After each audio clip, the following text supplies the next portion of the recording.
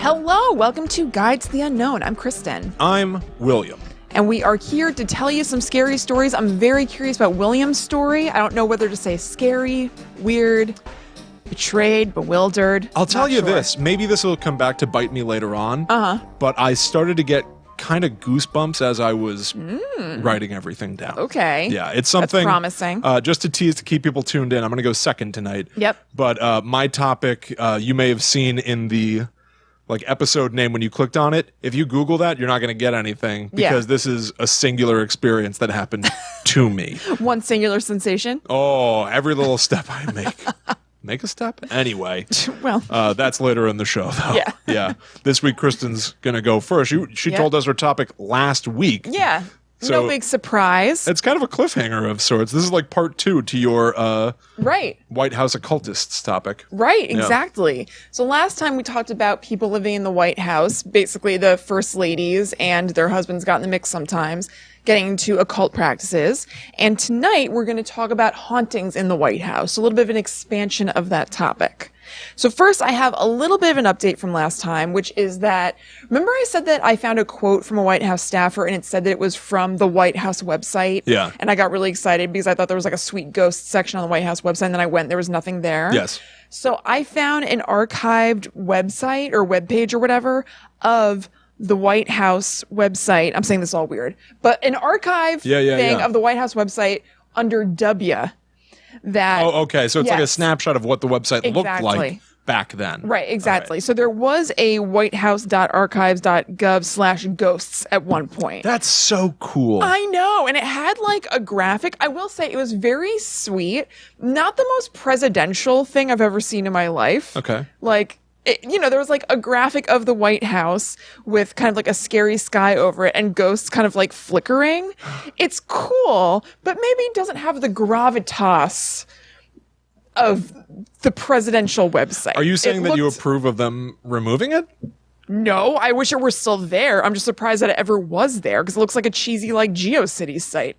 I think that's again, in context, charming. I'm not sure what year it is. I find it charming too, but I find it a little bit weird on like I'll give it the government's website. I'll give it this. It's amazing that it ever existed in the first place, and it's kind of awesome that you can't access it unless you time travel online. Yeah, you know? it's just not there. So you can just look at kind of like the snapshot of it, but it looks like it was basically like a little blurb. Like there have been a lot of ghost stories in the White House. Let's hear about them from some of our staff. And then there are videos on the side that I guess had staffers being like, so I was changing the linens in the Lincoln bedroom and but they're deactivated. You can't actually look at them. Oh. I know. Oh.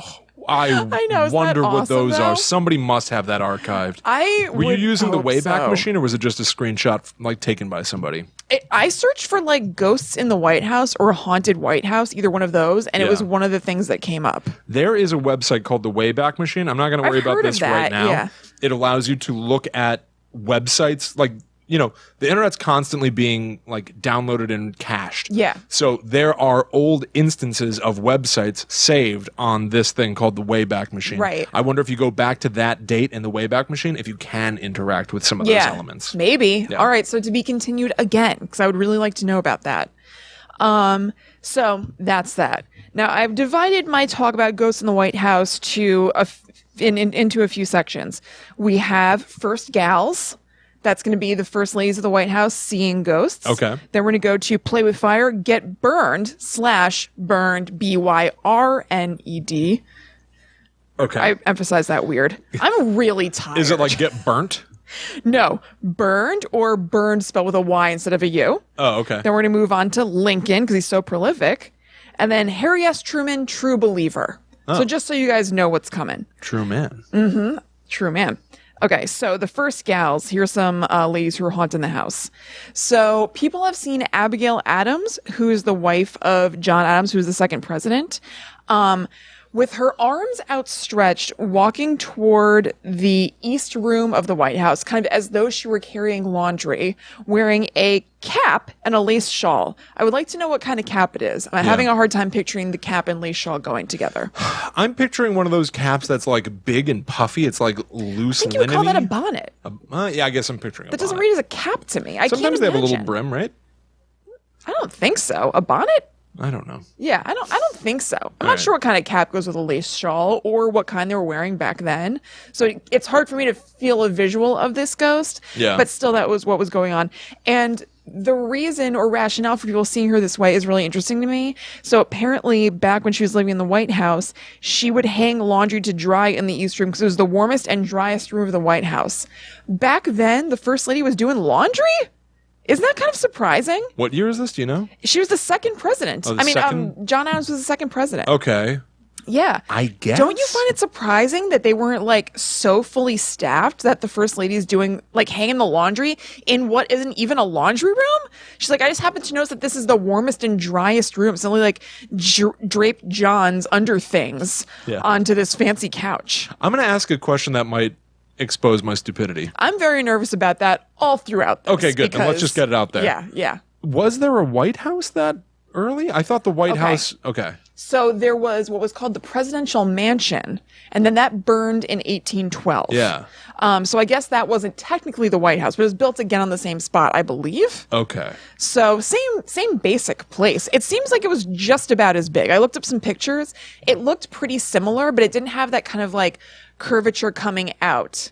That like convex sort of like aspect that the White House has. It didn't really have that. Yeah. So, I mean, I would still think it's a humongo house. It's still called the Presidential Mansion. And I would think that they would have like tons of staff. Yeah. But I would think so. Yeah, that is weird. I don't know. Maybe Abigail was the sort who likes to do her own laundry. Yeah. Who knows?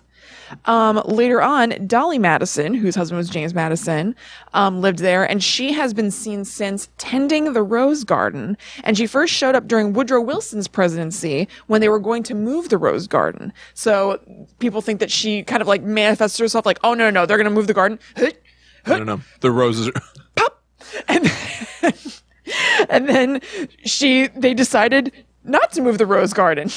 Because they were like, Dolly Madison is not into this. All right, we won't. Yeah. Got it. Loud and clear, Dolly. That's great. I know. If things were that simple, and you could be like, oh, if you try to move the Rose Garden, a ghost shows up. Right. Dolly Madison appears. Let's try to move the Rose Garden and prove that ghosts are real. Right. But maybe it's more respectful to let Dolly Madison... True. I mean, tend to her roses. I don't think it's as hard and fast a theory or rule as that. I'm kind of extrapolating. It's that they saw Dolly Madison while they were planning to move the Rose Garden. Right. So, no. Yeah, I get that. I just think it is a particular connection. It is. She loved her roses, Yes, I supposes. Oh.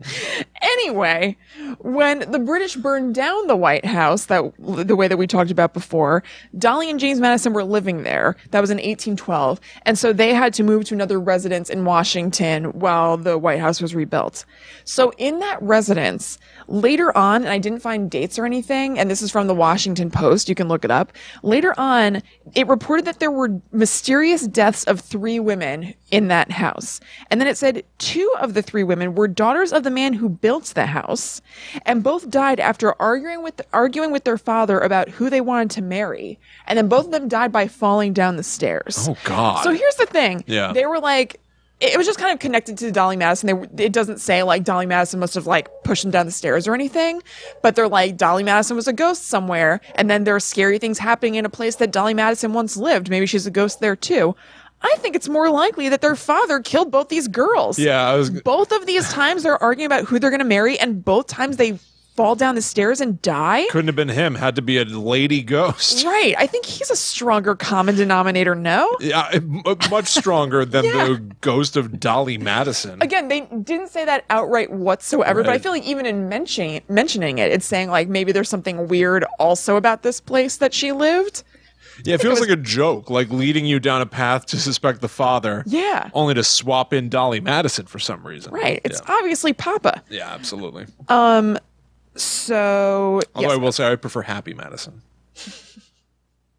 I prefer Happy Madison Productions. Yeah. All of them. Yeah. So there aren't any stories about Mary Todd haunting anything, but unsurprisingly, since she dabbled in seances and everything like that, she, kind of had a sense about ghosts in the White House and beyond the ghosts of her sons, who she felt like she communicated with. She said that she heard Andrew Old Hickory Jackson. Were you aware of that nickname? Because I wasn't. Nope. So she said that she heard old Hickory stomping around and swearing. And then there was a little bit of context that said that Andrew Jackson's election to the presidency was very contentious. Okay. And he never really got over that it wasn't like a landslide. He was super pissed and he held grudges against people who like supported, his opponents and stuff. Yeah. So he was just like very angry and like swearing. There's another reference to Andrew Jackson swearing later in this. Oh, balderdash. Yeah, I wonder if they were like quaint old timey swears. Yeah. Like, today, like kindergartners say that kind of stuff or something. Exactly. Fiddlesticks. Yeah. Okay, so now we move to play with fire, get burned/burned. Okay. So, one time, a valet for FDR said that he heard a voice from the yellow oval room. I also found looking all this stuff up very educational and telling because I didn't know the different names of all the rooms and everything. And I like their simplicity. And I want to know how much of a grid aspect there is to this. Like, there's the East room. There's the yellow oval room. Is there also a yellow room and an oval room? This is the yellow oval room. I'm curious about like how this all works. Yeah. But anyway, this valet said that he heard a voice from the yellow oval room saying, "I'm Mr. Burns." Oh, okay. Thank you for clearing that up. Yeah. And David Burns was the man who sold the government the land the White House is on. Oh. So this is apparently like, it seems like the Lincoln bedroom and Lincoln hauntings in general are kind of like the most prevalent White House hauntings. And then this Burns thing is also like, it's not as like jazzy and exciting, but it comes up a lot. Okay. Then later, during Truman's run, a guard heard the same sort of thing happening, but they didn't think it was like a ghost or anything. They thought it was then Secretary of State James Burns, Byrnes. That's where the word play comes from in my section. Right. The first one was a regular Burns. This one's slightly more stylized. Very playful. Thank you.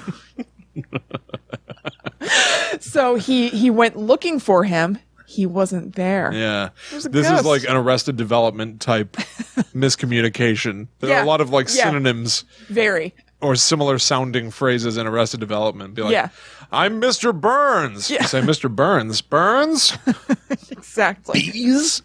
A real comedy of errors. Yeah. I also, when I was first reading that, I thought those things happened like right after each other. I thought that the first guy heard, "I'm Mr. Burns." And then this other guard was like, "Oh, I think Secretary of State James Burns is down there." Right. And it was like, what's going on? But these were like a million years apart. I love a friendly ghost that is just like, "Hey, it's me, Will." Yeah.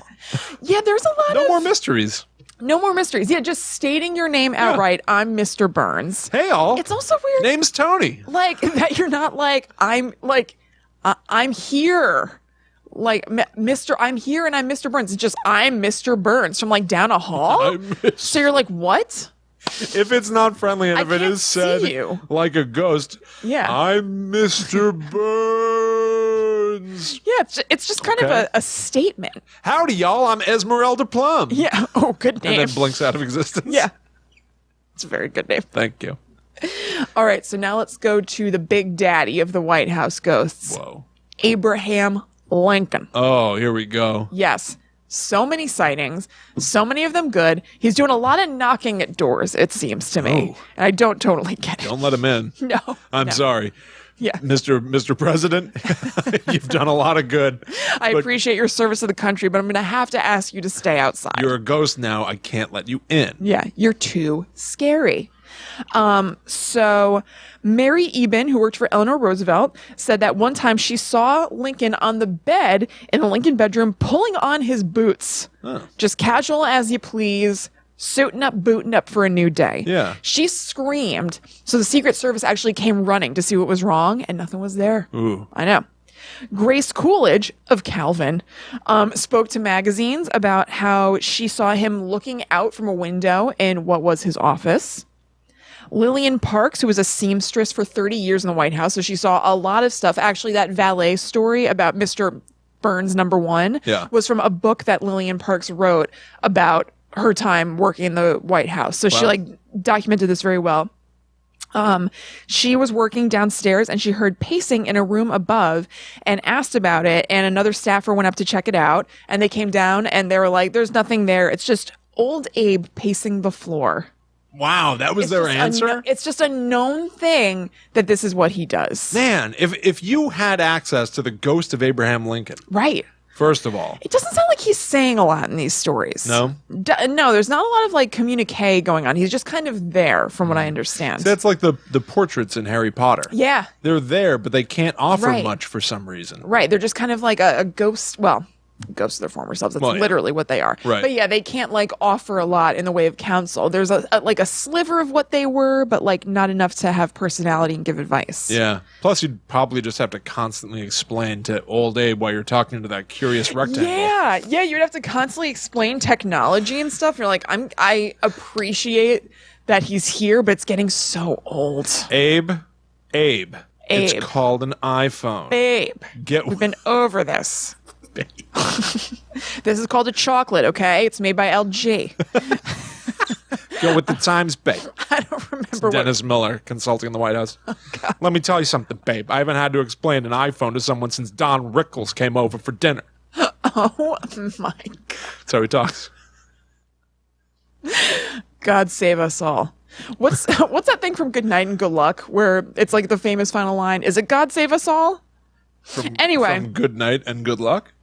I don't even want to talk about it. I don't know enough about it. It's good night and good luck. There's a movie called Good Night and Good Luck. The line is good night and good luck. But isn't there something? Isn't it Good Night and Good Luck, and then there's something right after it? Like, Oh, I thought it was just good night and good luck.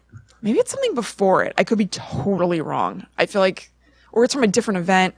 I'm so sorry. This is the worst. Stay spooky. Good Yeah. night and good luck. Yeah. I'm out. Okay. Lady Bird Johnson. My topic feels so lame. Lady Bird Johnson saw him one time. Well, she had a Calvin popular movie Coolidge recently. saw him one time. Stop it. Okay. Lady Bird Johnson felt his presence one night while watching a show about his death. That must have been scary. Yeah. God. I died. Oh. Ooh, you know what? That was funny to me for a second, but That is scary. That is If you're scary. Like, what do they call that? I can't remember if that's called a residual haunting, where you're just like repeating the same action over and over because you don't know that you're dead. If you're in the midst of a residual haunting and then you see on TV that somebody's watching that you died. yeah, imagine Seems very like his traumatic. jaw dropping and hanging open. Imagine that beard just dropping from the force of his jaw going down. Oh, well, really, I found it genuinely frightening. It is pretty horrible. So in an article from the Washington Post in '89, there's a staffer that said that Reagan said his dog, is it Gipper? Yeah. Okay, I thought it was Gipper. Would go into any room in the White House except for the Lincoln bedroom. And that he would just stand outside and bark. What Gipper facts did that just bring up for you? Well, because it occurred to me, I wasn't actually sure. I think Ronald Reagan himself was called Gipper. Oh, yeah, he was. And he had a dog, but then Stephen Colbert... I know, that's exactly why I thought. I just realized Stephen Colbert had a dog, like a fake dog in his book named Gipper. That's exactly what it is. In I'm America and So Can You, he talks about how Gipper, you know, like he doesn't... He's like, we should retain, domain and mastery over the beasts of this earth. Yeah. But of course, my dog Gipper, he can't go upstairs, so I have to carry him everywhere I go, and then I massage his haunches with liniment while making sure I don't make eye contact. Right. Like Stephen Colbert's whole thing was like these damn beasts, and then being like, "But if I play fetch with Gipper, I have to get the ball." Right. Gipper. It's probably because I have more familiarity with Gipper from listening to the audiobook of I'm American, So Can You, like 15 times than I do with Ronald Reagan's actual My dog. primary frame of reference for the word Gipper is dog. Yeah. Not Ronald Reagan. That's right. Oh, well, whatever Ronald Reagan's actual dog was. Mr. Sprinkles. Yeah, probably. Jelly Bean. Come along, Jelly Bean. Guess what we feed him? Dog food. Good one, Mr. President. It's one good joke. He tells it to everyone when they come into the Oval Office. They're like, "Oh my God, is this your dog?" He goes, "Hi, yes, his name's Jelly Bean. Guess what we feed him?" And they go, "Dog food." He goes, "Dog food." No. You really messed that up. Well, you ruined it. Mr. Gorbachev, how are we going to fix this problem?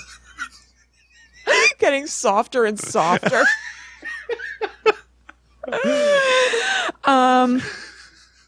Okay. So it seems like there was a real concentration of Lincoln sightings around FDR's presidency, was when the country was having a lot of upheaval, and that led people to speculate that Lincoln shows up during times of crisis. Oh. That he's like really around when he kind of needs to be. I love that. Yeah, totally, which is cute. So during that presidency, Eleanor Roosevelt said that she used the Lincoln bedroom as her study, and she said that she could feel his presence there, and said once, quote, "I get a distinct feeling that there was somebody in the room." During that presidency, also Queen Wilhelmina of the Netherlands was sleeping in the Lincoln bedroom when she heard a knock at the door, saw him, and fainted. Oh my. Yeah. Yeah, I would. Oh, absolutely. If I had a knock at a door and there was like a 7-foot tall guy, Yep. or any guy oh my really, God, but still. that's like It Follows. Remember when that 7-foot tall guy Yes. creeps into the room and has to duck under the frame? That with That is Honest so Abe. scary. Or that thing from The Haunting of Hill House that we were just watching. Oh my God, the tall man. Yeah, that is so freaky. That What is- about a tall man. It's not just the tall, because the No, proportions are weird. Bobby Yeah. used to have like stress dreams as a kid of a long-limbed thing chasing him down a hallway. Just like the Well, it's like proportions Slender being Man. wrong. There is something about like a tall, proportions being weird or something. There's Right. something about that feels like unnerving. Yeah, although I do want to call out Mike Flanagan, who directed The Haunting of Hill House on Netflix. On episode 1 of this show, I described a nightmare I had in which somebody is haunting your house, looking around through all the windows of your house trying to Oh, find you. I know.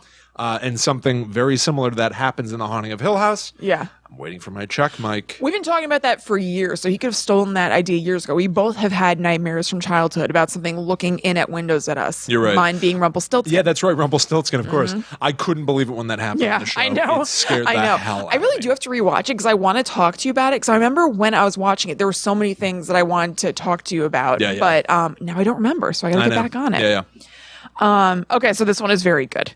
So Winston Churchill one time came to visit the Roosevelts, and he emerged naked from his evening bath, wearing nothing but his signature cigar about the mouth. Wearing it. Yep.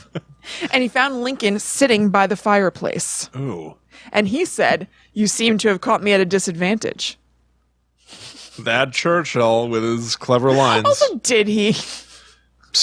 Maybe. I kind of feel like from the limited stuff that I remember about Churchill, he seems like a guy who could fire off a quip like that real quick when faced with a ghost when he's naked. Didn't he have like an insane amount of confidence? I don't know if he had an insane amount of confidence. Yeah. He was like a master orator. Like, Right. But Which I think can sometimes go hand in hand. So it that's could probably be. true. Yeah. But what I'm interested in this story is the recounting of it later. I know. I was thinking that too. I found it in multiple sources, but I never found like, Winston told biographer or whatever. Right. Like, I don't know where that came from. It just exists. Yeah. The story just exists as if it was seen by a third party. Right? Can you believe what Winston said? And yet it's It was Winston Winston's Churchill. assistant Yeah. who had to like guess. sit in the room in the corner while he took a bath. It's me and Abe waiting Yeah. for Winston to get out of the bath. He was sitting by the fire with Abe. Yeah. But no, it's Winston Churchill seeing the ghost. Yeah. He's in the nude. And then he later on walks outside and goes, "You'll never believe the clever thing I said to a ghost." Right. Stealing the thunder from the existence of the ghost. Absolutely. Then that's not the craziest thing about the story. The most wild thing about the story of Yeah. Winston Churchill running into the ghost of Abraham Lincoln nude is the clever thing Winston Churchill said. Although, That's I don't some know. good marketing. I would That's- love it if like people were like telling tales of like, can you believe what Will Rogers? Well, not that damn cowboy yeah, but guy. to say you're never getting out from under that. Oh, that stinky cowboy. Yeah, you will. It's on its way. But I don't think so. I think so. But I don't know. That story is very layered. It's weird that he emerged naked from the tub and automatically had his cigar. Like, and also it makes it sound like he got out of the tub and just walking around naked into the bedroom. Like, even if it's an attached bathroom, you don't have a towel that you grab for. I don't know. You know what I mean? The whole thing is weird. I Like, saw 5 minutes of that movie where Gary Oldman plays him. me too. And I Was that together? Were learned we at everything I mom's needed and we to were know. like, we're good. Yeah, and he was like, Yeah. Yeah. "This toast is delicious," or something. I was like, I turn it off. I think we were like, let's watch that another time. I've seen everything I need. Yeah. Put on Austin Powers. I'll get a bigger cultural experience out of this. Absolutely. We're bang for our buck. Yeah. So, Will, what's the deal? What's going on here? So many people are seeing things in the White House. Yeah. What I wonder is like the same way that we talked last week about how scary or how ghost stories are so scary because like you could be watching TV or Haunting of Hill House or whatever. And like, as opposed to watching something about a murder or whatever, you could be imagining that the ghosts are around you right now and you just have no idea. Yeah. So I wonder if it could be the same sort of thing in the White House, but even more specific, which makes it even more real. Like, even though you're not watching something on, well, I guess Lady Bird Johnson was, but just like knowing that these hallowed halls have stories of being haunted by this person and that person, and that they literally lived here where you're living for years. Yeah. So it feels even more likely. Does that like up kind of your likelihood to imagine that you're seeing them or whatever? I would imagine that it would have to a little bit, especially if you're somebody who's coming in later and all these stories are established, particularly of Lincoln. You're kind of like somewhat, and even in the back of your head, like on the watch for the ghost of Lincoln. Yeah, this is where I wonder what the difference is between us and people who are actually like really intelligent and accomplished. Mm-hmm. Where like Barack Obama, right? I know that was the insanely other thing. Brilliant, pragmatic. Logical, clever. You have to wonder, like, is he also going in there being like, and I've heard it's haunted? Or is it not even a factor? Like, I don't know. What percentage of the time did he ever think of that? 0.00001? Or like, he thought about it, not really consciously, but he was like, yep, and I hear a thought upstairs. Maybe that's the ghost of old Abe. I mean, I think it could be. I think that there's a part of like, a lot of people, not everybody, obviously, who like does have a little space reserved in their brain, even if they know that it's not logical. For like, well, maybe, yeah, because it's not like it's been straight up disproven. It just hasn't been proven. You know what I mean? So like, yeah, but you might point to the constant lack of proof as over the course of proof. thousands of years. But even so, you could also that's completely valid. But you could also point to tons and tons of anecdotes over all those years, some from people who are trustworthy. So anyway, my point is, I wonder if even if you are that person, president or whatever, who's like super logical, super smart and accomplished, you know that it couldn't be, or you think that it couldn't be, that there is a little piece of you that wonders when you hear that thud, even if you don't give it a whole lot of credence. Maybe, yeah. You know, or you could be people like Harry S. Truman, who seem to be very in. So I'm going to end with some letters that he wrote to his wife and daughter in the beginning of his presidency. I don't know where they were. Maybe they were just like off traveling or something. Sure. Unsure. So he said, this one in particular was 2 months into his first term. I sit here in this old house and work on foreign affairs, read reports, and work on speeches, all the while listening to the ghosts walk up and down the hallway and even right here in the study. The floor pops and the drapes move back and forth. I can just imagine old Andy Jackson and Teddy Roosevelt having an argument over Franklin Roosevelt. Then later, another letter he wrote after hearing knocks on his door late at night and then getting up and not seeing anything there. Yeah. He said, I jumped up and put on my bathrobe, opened the door, and no one was there, he wrote. Went out and looked up and down the hall, looked in your room and Margie's, his daughter. Still no one. Went back to bed after locking the doors, and there were footsteps in your room whose door I'd left open. Jumped and looked, and no one there. The damned place is haunting. The damned place is haunted, sure as shootin'. Secret Service said not even a watchman was up here at that hour. You and Margie had better come back and protect me before some of these ghosts carry me off. I really love that. Look, I looked up a little bit of stuff about Harry S. Truman after reading these because, like, I wonder what kind of president he was, like how he was regarded, whatever. I didn't get super deep into it, but I read that he was not very popular right after his presidencies, although he was reelected. Okay. So he served 2 terms, and he wasn't super popular right after that. But time and perspective has cast a more positive light on his actions or something like that. So people think he's a little bit better now than they did then. Interesting. So he got a letter back from his daughter in response to that, being like, what are you talking about? And just kind of being skeptical. You old chicken. Yeah, exactly. Yeah. And so this is what he wrote back, and I think it's really sweet and cool. So I'm going to leave us with this. I'm sure they're here, and I'm not so much alarmed at meeting up with any of them. I'm sure old Andrew Jackson could probably give me good advice and probably teach me good swear words, he wrote, according to the book. I don't remember what book that was quoting. Well, there's a book that contains these letters. Book. Just say that. Yeah. And I'm sure old Grover Cleveland could tell me some choice remarks to make to some political leaders. So I won't lock my doors or bar them either. So I won't lock my doors or You're all right. You're all right. So I won't lock my doors or bar them either if any of them old coots in the pictures out in the hall want to come out of their frames for a friendly chat. That's really nice. Oh, isn't that cute? I really love it. And especially, like, you know, there are plenty of things to say about the presidency. Yeah. But in particular, what this has me thinking about is how there are so few of them. I know. There are only 45 of them. Right. Oh, that was the other thing that wait, did I write that down? I had a thought about why people might like see a lot of ghosts in the White House. Oh, it was an idea about why there might be actual hauntings in the White House. So like, if ghosts haunt places where they had really extreme experiences or things like that, and just like really emotional, heightened experiences, being the president or anybody involved with the president, so his wife or kids or whatever, any of these people who are doing haunting, that is such a weird, intense experience just on its face. Yeah. Exactly what you said. There's so few of them. Yeah. It's such a big deal thing. So I would think that just like, not every single everyday thing is a big deal, but like, yeah, the entire act of living there and doing that is heightened. Yeah. So if you are going to haunt a place and you lived in the White House, that seems like a likely place to draw your energy to, because maybe you expended so much energy there when you were living there in life. Right. So it's interesting. Yeah, like however old Barack Obama is now, I don't know how old he is, but I guarantee that the 8 most significant years of his life, maybe not like in genuine importance, I'm sure like the birth of his daughters when he got married. But as far as like big events on the graph of your life. Yeah, the most important 8 were in that place. Yeah. And like I just think it's interesting, like it's such an odd notion to think about presidents haunting other presidents. And I know. Almost like pranking them and hazing them. I know. Like, oh, I remember how much this sucked. Like, this was hard. Yeah. Why don't I just mess with this guy for a little bit, get him out of his head? I know. You know, I bet that took his mind off of his work for the day for a minute. You know? Yeah, that's a good point. But I was about to say, I mean, they have to have some levity. They're still human beings. It's similar to like me thinking that awesome website on the White House thing isn't very presidential. It's also very not presidential to like Ding Dong Ditch like that.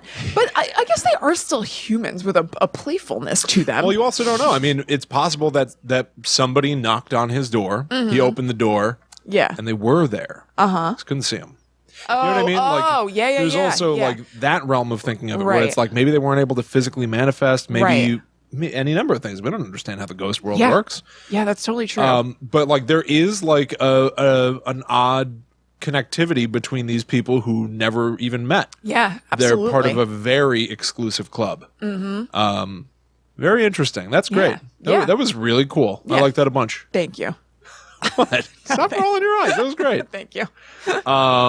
Cool. Well, the government, big brother, breathing down your neck. That's right. I'm here to talk to you about something I've referenced a few times on this show. I'm going to tell you all about my experiences with Little Brother. Oh my God. Yes. Finally. Yeah. Oh, excellent. I think it's time. Oh, I absolutely think it's time. The lines have gone quiet. Yeah, right. You know what? We put out a call. I've tried. Right? Last time. Didn't we specifically say, like, please reach out? Yes. I said they had 1 week. Yeah. And I'm a man of my word. I'm a man of my word. So I'm going to tell you all about somebody who I think referred to themselves as Little Brother, who contacted me, and the tangled web of clues that came to me through these emails. Yeah. This is a very strange story. This is going to be somewhat hard to describe, and I'm going to try to do so in with as much clarity as possible. Okay. So if you're only listening to the audio version of this show, I'm going to do my damn best to explain everything. If you're watching the video version, you're going to see some visual aids explaining these emails that I got. Yeah. So let's start way back at the beginning. Oh my God.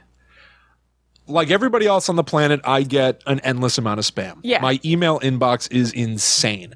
I can't always tell the difference between an email that's actually intended for me or one that's like an ad for some new weird service on Twitter or whatever the hell. I don't know. Yeah. And to be honest, I kind of don't trust or look at my inbox that much.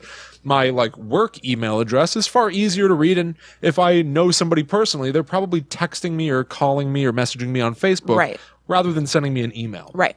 And that's why I overlooked the first message. Email 1 came to me on October 8th, 2018. This is what kicked it off. Yeah. And I didn't pay attention to it. It came. Paying attention now. You know how like when you get an email, it'll say the name of who sent you the email? Yeah. If I send you an email, it's going to say from Will Rogers. Right. And my email address is will@talkbomb.com. The name of this person was Goo Gl. Mm-hmm. First name Goo. Yeah. Last name Gl. Right. Without the So E. I can see why you would think that that was spam and kind of blow over it. Absolutely. Now, this email arrived in my inbox at 3:47 a.m. And it said this. A possible topic for your guide to the unknown. I've compiled one of my own. You're on the right track. Good luck. And it was signed something that was, quite frankly, unpronounceable. Right. I'm going to put this up on the screen now. You can all watch the video version of this show on youtube.com/talkbomb. Mm-hmm. This email was signed QNAAQIYXUALIX. Right. So just kind of a hard name to say. Yeah. Yeah. And it contained an attachment. It was just a screenshot of something that was called the Dyatlov Pass incident. Mm-hmm. This is something that we have had recommended to us many times as a topic of the show. Mm-hmm. It's somewhat intense. Yeah, it's very deep. I've thought about doing it, but it's just like a lot. It's a lot. It's a little bit strong subject matter. Right. I'm I don't even know if it it really like fits the show necessarily. I think that's agree. what I've thought in the past. Yeah. It's like not really what we do. I agree. I'm going to describe it to you now, only so that we have a full experience with Little Brother's emails to me. So the Dyatlov Pass incident, I'm not even sure how to pronounce that name. I'm not totally sure. It refers to the death of 9 hikers in the northern Ural Mountains in the Soviet Union between the 1st and 2nd of February in the year 1959. Mm-hmm. It is named after the leader of that expedition, Igor Alexeyevich Dyatlov, and it remains unclear what caused the deaths of these hikers. Yeah. They were experienced, prolific hikers who, by all accounts, knew what they were doing. Mm-hmm. There are classifications to like your hiking ability. They were all class 2. When they came back from this expedition, they would have been awarded with a class 3, which is the highest. Yeah, yeah. This is to say they knew what they were doing. Mm-hmm. Originally, this group contained 10 people, 8 men, 2 women, and each person, was going into this. They were excited. They were positive. They felt like they were accomplishing something. Yeah. One person had to turn around and head back because of joint pain, ending in the 9 people, none of whom survived. Right. They left on January 27th, and they kept detailed diaries. They took pictures. But unfortunately, due to the weather conditions of the hike, they went off course. Yeah. They were supposed to go through this pass. They ended up going up a mountain. Mm-hmm. Ugh. They were supposed to check in. But Dyatlov had already said to people, I might not check in on the right date. Mm-hmm. It might take me a few more days. So it was even longer before search parties went out and found the following scene. Their bodies were found in 3 different groups. The tent that they had been sleeping in had been cut open from the inside. Mm-hmm. Some of them had been found huddled around a little fire, a little bit away. Yeah.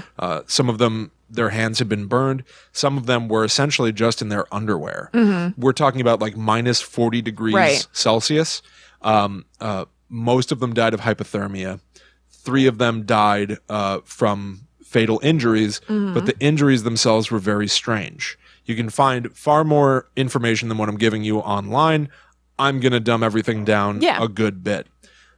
The curious injury is a blow to the head that could not have been caused unless it was a blow struck with the force of a car accident. Yeah. They said. It could not have been caused by another... So nuts. Yeah.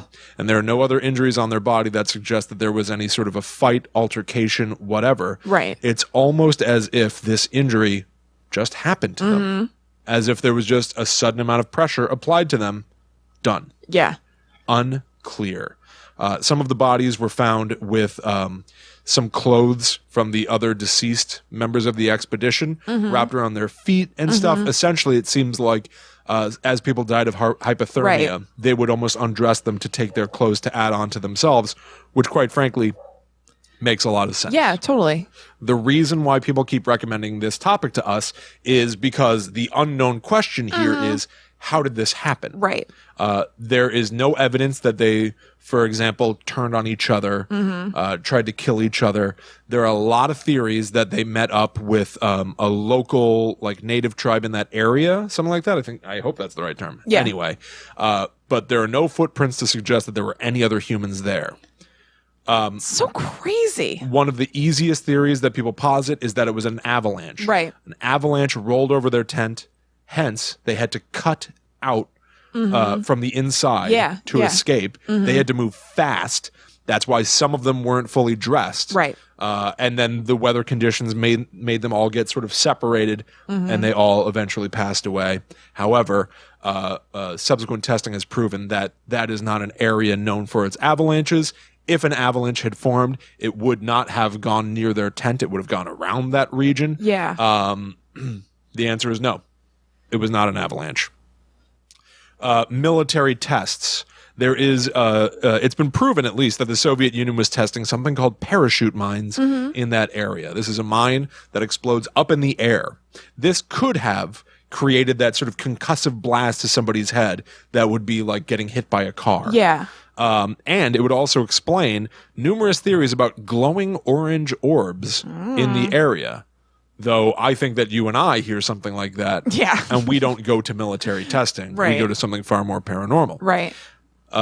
There's a theory that it was a Yeti. That a Yeti would have the sort of like inhuman strength enough Yeah. to do this to people. They might have needed to escape their tent, cutting out a quick exit because they were being attacked by a gigantic monster. Right.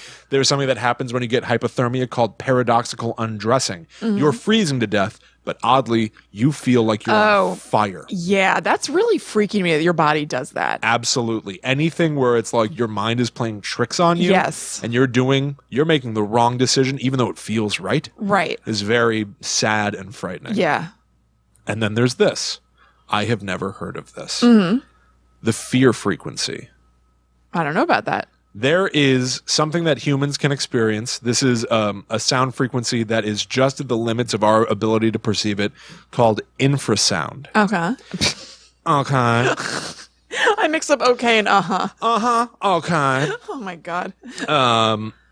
It's a sound lower in frequency than 20 hertz or cycles per second, the normal limit of human hearing. The only way that we can really hear this is when the sound pressure is like abnormally high. But there is a weather phenomenon that can create something called the Kármán vortex street, which is like the winds whipping around over like a low area, and it essentially can create this like funnel of noise that might create infrasound. So these people might have been sleeping in the middle of the night. Oh my God. And then suddenly sensed something. They didn't hear it. They would not have heard it. They would have felt it. Oh my God. What luck. The ear is the primary organ for sensing infrasound, but at higher intensities, it is possible to feel infrasound vibrations. This is like you in the Blue Lagoon. It's very much like me in the Blue Lagoon. Ugh. In various parts of the body. You're lucky you made it out alive. It's true. So they would have woken up in the middle of the night feeling something they couldn't explain. Oh my God, that's so scary. This case is really unsettling. They were feeling I feel horrible whatever happened to them. These are all terrible options. It's absolutely. It all had to, no matter what it was sudden and terrifying. Like that cutting out the tent, something must have been like absolutely horrifying. It paints a picture and of impending, like it's happening desperation now. and panic that is so upsetting to empathize with. Yeah, it's very upsetting. This it's very case. upsetting, yes. And so not knowing what to do, they ran. Right. And essentially in their confusion and in the weather and not understanding what they were experiencing, they all got separated and died. Ugh, God, this makes me want to cry. So the answer is no one knows. Yeah, right. Nobody knows. Nobody knows what happened to these 9 people. Yeah. But for sure people have shared it with us many times. Yeah. Many times. Yeah. And one of the most notable is little brother. Yes. Now, once again, I ignored this email. Right. I got it. Understandably. I think I remember looking at it and I moved on because I didn't understand. So here's what happened next. 11 days later, Bobby, our friend Bobby, my old writing partner, we've been doing, we've done shows together for years and years and years. Bobby sends me an email 11 days later. Goo Gl, little brother, forwarded that Dyatlov Pass email to Bobby. Right. Writing, "The myth is real. The myth is truth. You don't know, but your friend will." God, it's so scary. It also made me think, like, you don't know, but your friend will. Right. You know what I mean? There's Yeah, like it's a little bit of a double wordplay. Yeah. And so everything else was completely identical. 2 minutes after that, Bobby forwarded it to me saying, "Hey, I think someone might be trying to hack me or you.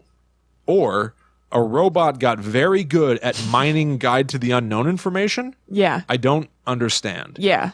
Now they had my attention. Right. I don't understand why, and this is a big question that I can't answer, and you brought up the Blue Lagoon incident that we discussed last week. I experienced a phenomenon. All week, we've been getting responses from listeners trying to explain what that was. Yeah. Listeners in Utah who have experienced the same thing at other hot springs, people who have been to the Blue Lagoon but not experienced it. Right. A lot of theories about minerals. It's been truly fascinating talking to all of you online, trying to figure this out and piece together what stories are similar. I might need your help again with little brother. So I'm tuned in now. Yeah. Now I'm paying attention to the little brother email. Yeah, to Goo Gl. Let's go through some of the finer points that are easy to overlook. Sure. The easy thing is I listen to Guide to the Unknown. Here's a topic you should listen to. Right. Here's what's more mystifying to me. Bubbling under the surface. They obviously know what Guide to the Unknown is. They referenced it in that first email. They did not get my attention, so they turned to Bobby. Right. Not you. I know. The way that they were contacting us was William@talkbomb.com, not an email that I use. Right. And Bobby@talkbomb.com. Not really an email he uses, though if you go to talkbomb.com, I believe you can find these contact information options, although mine I think is Will at TalkBomb. Everything comes funneled through. You can It comes to like your actual Gmail that you use. Yes, you could type in like Jimmy Dean's sausages at talkbomb.com and it will get to one of us. Right. So that I thought was odd. Right. Then the Dyatlov Pass picture that he sent, it's a screenshot that this person must have searched for or something. But the title of the image, this whole thing is so good, is 40.7127753, comma, -74.005925978. All right. They had my attention. We were looking at this a little more closely. Stop saying you have my attention. Little brother, you had my attention.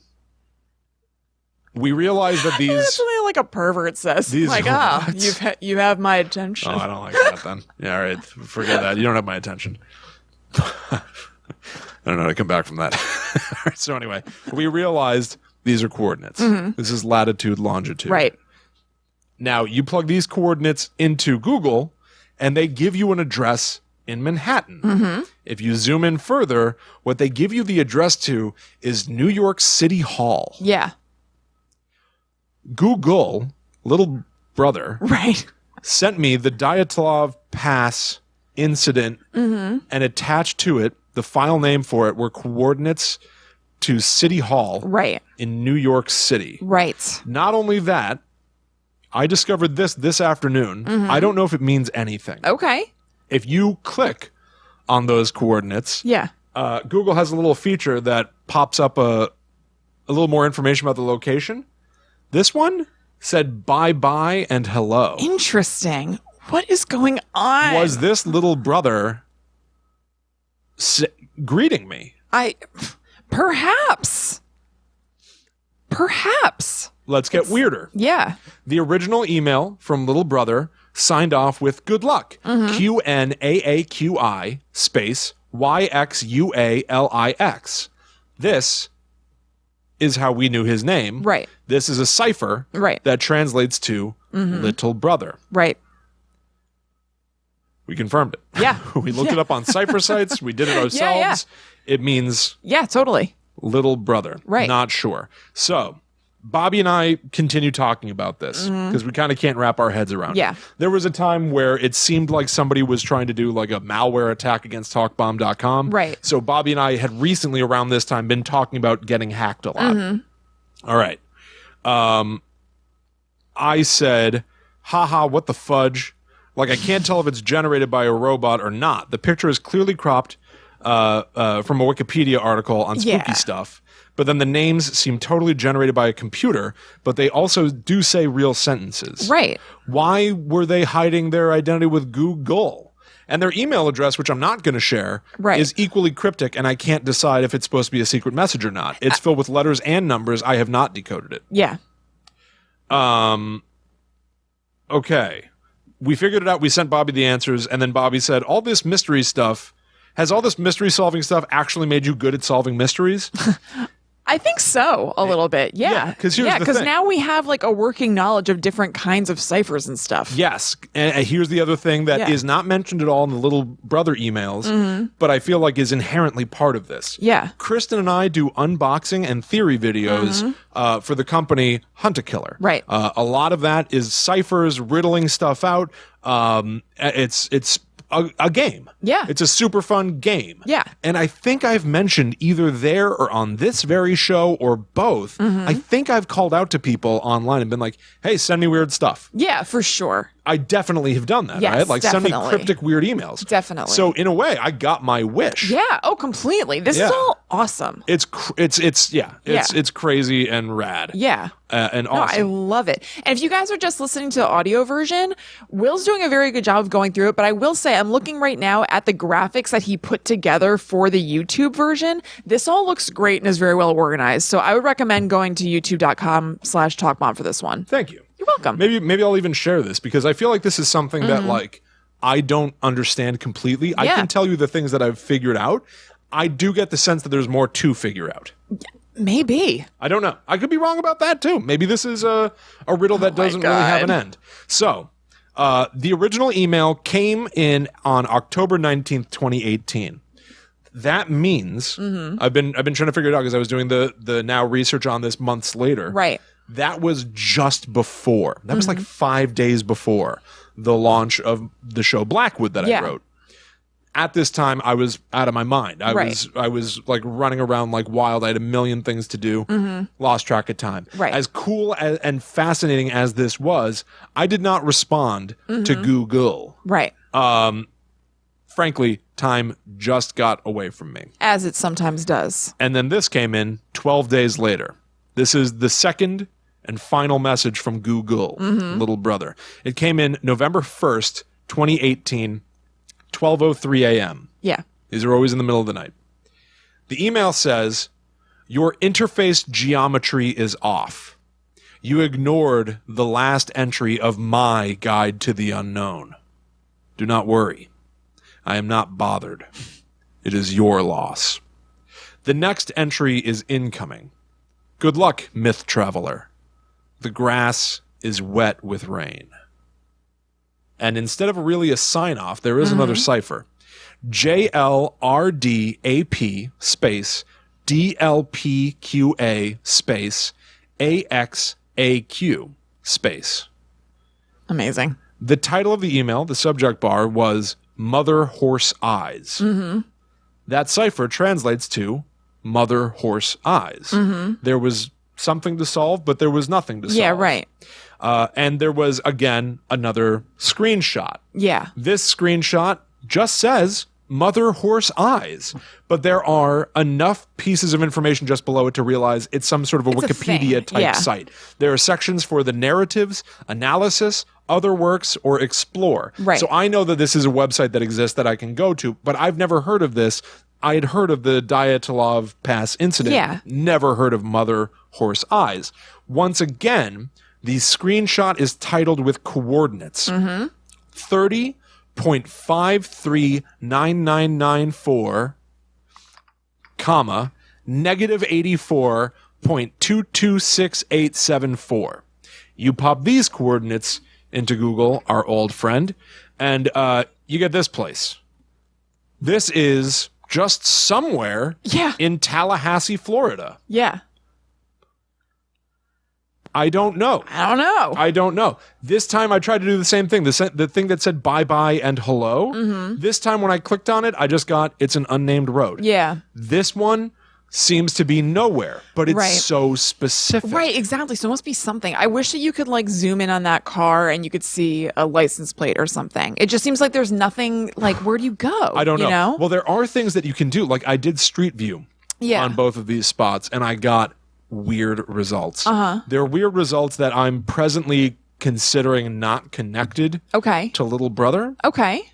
But Bye Bye and Hello gives you pictures of a place that is definitely not New York City Town Hall. Yeah. According to Google Maps, I don't know if we want to pull this up. It's so weird, and I feel like it has nothing to do with anything. It's like almost just hard to explain. Okay. I'm very curious, though. But like if you do Street View, or if you click Bye Bye Hello, or like click on that area, it seems to show like a part of some like developing country area. It has nothing to do with New York. It's almost as if somebody took pictures of a place and incorrectly tagged them as New York. But why? Is it coincidental? Oh my God. Right? When is Google Maps? I don't remember that part of this. No, because that I found out today. Oh, okay. Oh my God. When is Google Maps wrong in such a way that they'll take a picture from another country and put it into New York? And it's the very coordinates that Little Brother sent me. No, William, it's significant. It's significant. I don't know. This is either these are either breadcrumbs to an answer, or this is a bottomless pit. Right. And I don't know which. Right. So, Mother Horse Eyes. Yeah. This is the next thing that Little Brother wanted me to pay attention to. Yeah. And he got my attention. So anyway. By pervert, by the way, I mean sexual pervert. I mean like some weirdo who's like, you have my attention. And you're like, ugh, I don't like this guy. Well, I think it'll all become clear when I email Little Brother back. I know. I just want to clarify. I'm speaking in a very deliberate manner. That's not what I'm calling you. I would just like to clarify that. So Mother Horse Eyes, I did less research on because it's not just one thing. Mother Horse Eyes refers to something called the Interface series. You and I have talked about creepypastas on Guide to the Unknown before. They are stories that are written by really anyone. And the best ones become viral. They take off. They go nuts. Right. There's a very famous one where it's like, so you're making out with your sweetie and the phone rings. You answer the phone and it says, "Stop messing with my daughter." Yeah. You tell the girl. She says, "That my dad's dead." Then who was phone? Yeah. It's like it's like a bad creepypasta, but yeah. Oh, I like it. So the Interface series started being written by a Reddit user called _9mother9horse9eyes9. Oh, okay.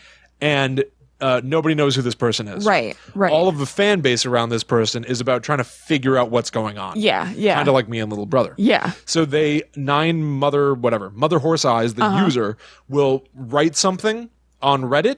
Yeah. And people started to pay attention to the fact that they constantly were talking about MK Ultra, LSD tests, and started referencing things that nobody understands, like restraint bed portals and flesh interfaces. Oh. And so it started to seem like all of these seemingly random posts by this person were actually bits and pieces of a greater narrative. Right. And so people started to pay attention and try to place them canonically in order to form a story. Yeah. Kind of a Dear David. Yeah, if you don't know who's writing it and you can't understand what they're talking about. Right. I read a couple of entries and I can see how you would go down this path. Yeah. To trying to understand all of it. I might try to read more, but I think it's more the thing that I take interest in regards to this is I don't know what Little Brother I don't know if this is what they were hoping to spark in me, but to me, I see like this is the ingenuity in storytelling that can only exist in the internet age. Right. Like it's just like this is a very clever thing. This easily could have been somebody shouting into the void. Yeah. Yelling into a jar and then throwing it into the ocean. Yeah, right. But thankfully people noticed, and there was a small movement of people trying to figure it out. So therefore, it's really cool. Yeah. Who knows how many other things like this exist that nobody knows? Right, nobody bit. Exactly. Yeah. So that's the thing that I particularly hook into. I don't know much of the subject matter of it, but that's the extent that I'm aware of it and am interested in it. Right. I don't know. So back to Little Brother. It all comes back to Little Brother. It all comes back to Little Brother. I wrote an email to Little Brother. Yeah. I sent an email to Goo Gl 24 minutes after he sent me the Mother Horse Eyes email. Yeah. And I said the following. The time is nearly right, Little Brother. I wanted to prove that I solved that first cipher. Oh. I ignored nothing. Are you always listening? Always watching? Awaiting further contact, intrigued by your motives and identity. The coordinates, the email address. I'm ready to know more. Not many are. Behind closed doors, they admit they are baffled. Ooh, very Signed, good. Your friend. And I capitalized the F in friend. Yeah. That was a Hunt-A-Killer reference. I wanted to suss out. Right, if that's how they kind of found you. Yeah. Yeah. Because the only other Hunt-A-Killer themed thing in here are the obvious like sort of ciphers and puzzles and clues, but there was no overt mention. This could just be somebody who's a fan of Guide to the Unknown. Right, and like figures will like this kind of stuff. Exactly. Because we do, so yeah. So I was really hoping to get something off of friend with the capital F. And I forgot to double check this, but I deliberately wrote behind closed doors, they admit they are baffled. That's a reference that I don't remember. Yeah, it smacks of one, but I don't know what it is. It's what? It smacks of a reference to something. Yeah. Gotcha.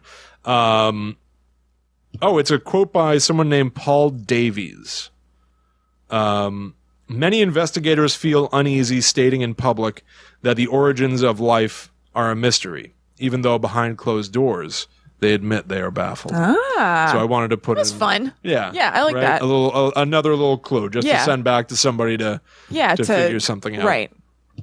Give them a little rabbit hole to go down. Exactly. But unfortunately, no further contact was made. Right. If you're a constant listener, watcher of Guide to the Unknown, you've heard me cry out into the void.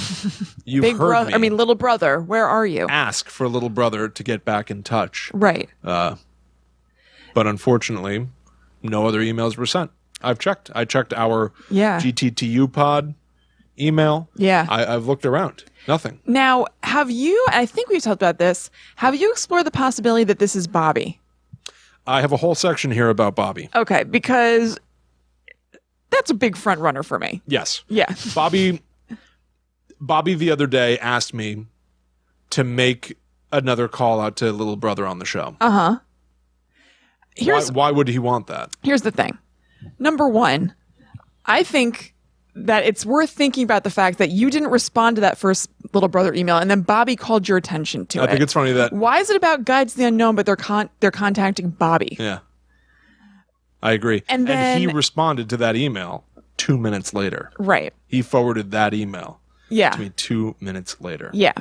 And he knows that you're into all of this stuff. Yes. And it would be like a fun, weird thing. All right. All right. Here is my evidence for it not being Bobby. Okay. Why would he have stopped? Because he gets his kicks from talking to you. Like he can have this need satisfied on the above board way. He might just not have felt like or had the time. He was moving. He was doing all this stuff to sort of concoct these emails.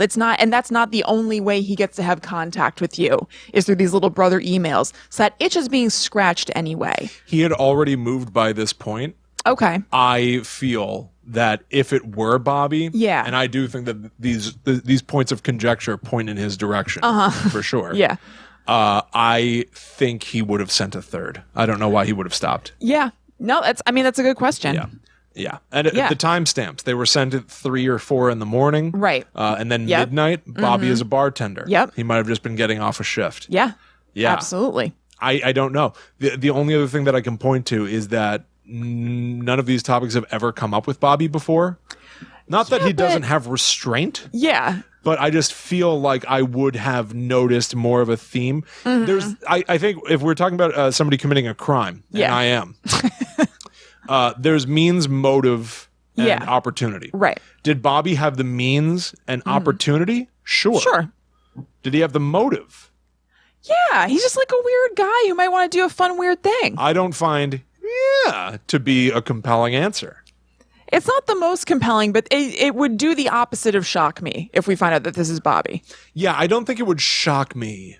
It wouldn't shock me. It would be fun in that, like, what are you doing? Yeah, totally. This is all awesome no matter what. If it's Bobby, it's awesome. Involved. If it's somebody else, it's awesome. It's very involved. Yeah. I also want to just posit another just thing that I find strange. Yeah. William at talkbomb.com. Right. Not Will. Yeah, that is weird. I find that weird. The Yeah. subject line for that email was William. Right. I find it strange in a way that's just distinctly it doesn't smack to me of somebody trying not to be familiar. Right. It sounds to me like somebody trying to be familiar but not knowing how to because they don't know me.